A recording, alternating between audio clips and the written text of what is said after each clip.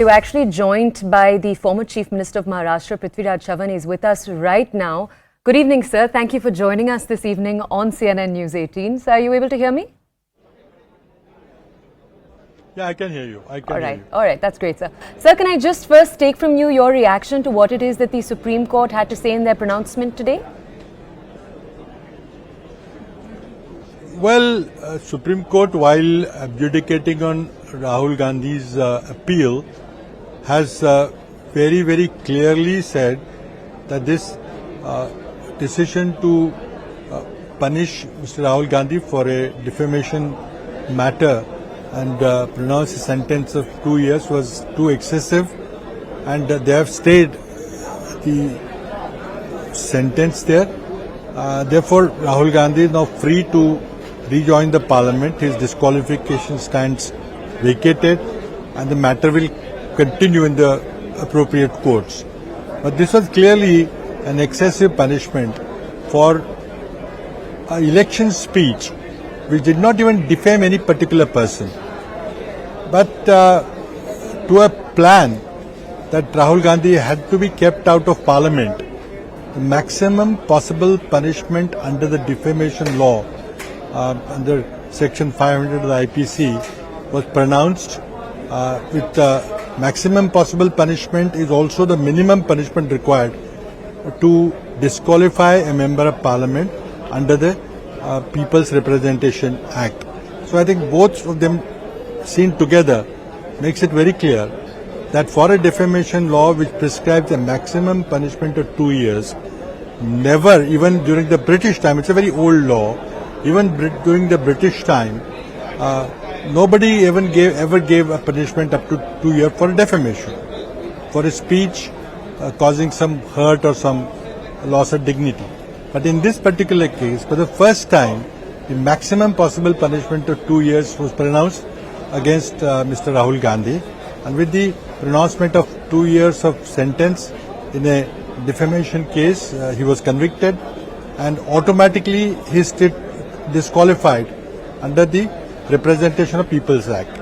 So, government wanted to keep Rahul Gandhi out of the parliament and they succeeded in doing that.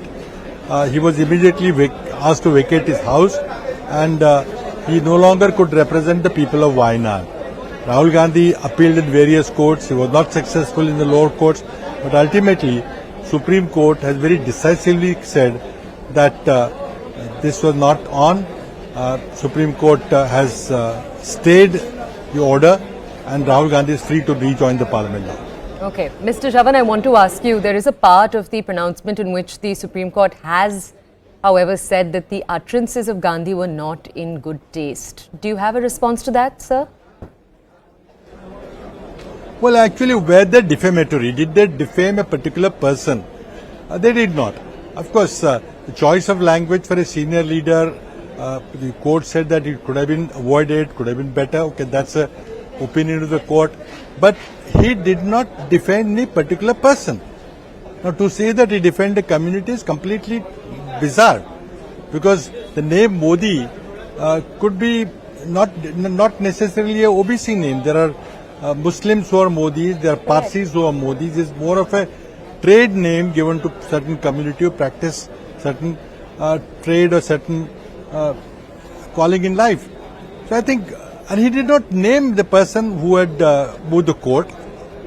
He said that some people were facing corruption charges, or we had made certain corruption charges against certain people. Certain people had defrauded the banks of the country and run away. They are official absconders under the Indian law. And he just named those people. But those people have not moved the defamation proceedings against Mr. Rahul Gandhi. It is some other person, a BJP Karyakarta, a former minister. So I think the whole thing was politically motivated to keep Rahul Gandhi out of parliament.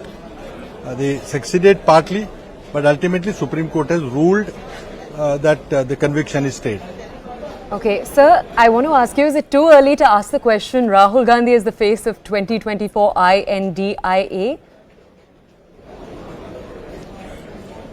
I think it has been made very clear by Mr. Khadge and the leaders of the India Alliance that our objective is to unseat Mr. Modi our objective is to field one India Alliance candidate against the BJP's candidate. Our objective is to avoid division of votes, which happened in 2014 and 2019, which helped Mr. Modi to get elected. So our objective is first to dethrone, to defeat Mr. Modi, who leads the government after we are able to defeat Mr. Modi and the India Alliance wins the election. We'll take a call at that time. There is no need to announce a prime ministerial candidate because, after all, we are not a US presidential style of democracy. We are a parliamentary democracy where two political parties, two political ideologies fight against each other, and that's what we're trying to do now. There are 28 parties lined up on one side. Modi has, in a panic, gathered together more 38 parties.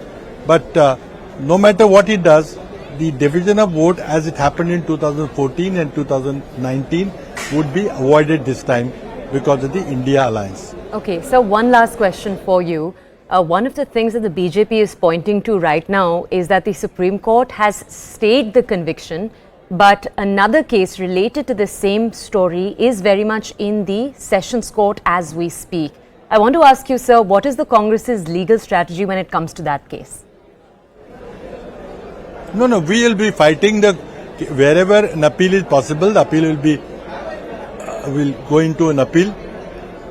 We are sure if the Supreme Court has pronounced a particular verdict, I think the lower courts will take a cue from that.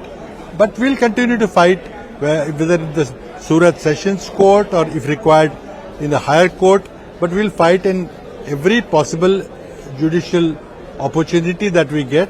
And our legal team will fight the case because the justice is on our side. This punishment was too excessive. This was with a particular political motive, not to get justice for the victims because there is no really victim. He never defamed anybody. But it was to achieve a political objective of keeping Rahul Gandhi out of parliament, which they partly succeeded. But thanks to the Supreme Court verdict today, he goes back to parliament tomorrow. He may be able to join the no confidence debate if it happens in parliament. And I think, of course, we'll continue to lead, continue to be an important face of the India Alliance in the forthcoming 24 Lok Sabha election. Prithviraj Chavan, sir, thank you so much for joining us this evening on CNN News 18. Thank you.